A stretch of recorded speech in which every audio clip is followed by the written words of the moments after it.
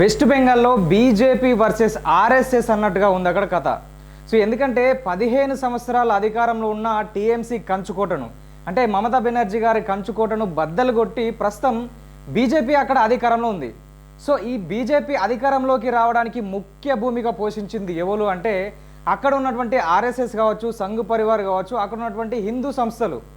So ఎందుకంటే అక్కడ west బెంగాల్లో ముఖ్యంగా బంగ్లాదేశ్ నుంచి వెళ్ళి రోహింగ్యాలు కావచ్చు, తర్వాత అక్రమ వలసదారులు ఇక్కడికి వచ్చి ఇక్కడ ఉన్నటువంటి మీ వనరులు, మీకు సంబంధించినటువంటి ఆర్థిక వనరులు కావచ్చు, మిగతా అన్ని వాళ్ళు వాడుకుంటున్నారు. సో మనకు సంబంధించిన ప్రభుత్వమే ఉండాలని చాలా వరకు హిందూ సంస్థలు అక్కడ ప్రచారం చేసినాయి. సో ఇప్పుడు అక్కడ బీజేపీ అధికారంలో ఉంది. సో ఇప్పుడు ఏమవుతుందంటే అక్కడ ఉన్నటువంటి సీఎం సువేందు అధికారి కావచ్చు, లేదంటే అమిత్ షా కావచ్చు, టీఎంసీని పూర్తిగా తుడిచిపెట్టుకుపోయేలాగా వాళ్ళు ప్లాన్ చేస్తున్నారు.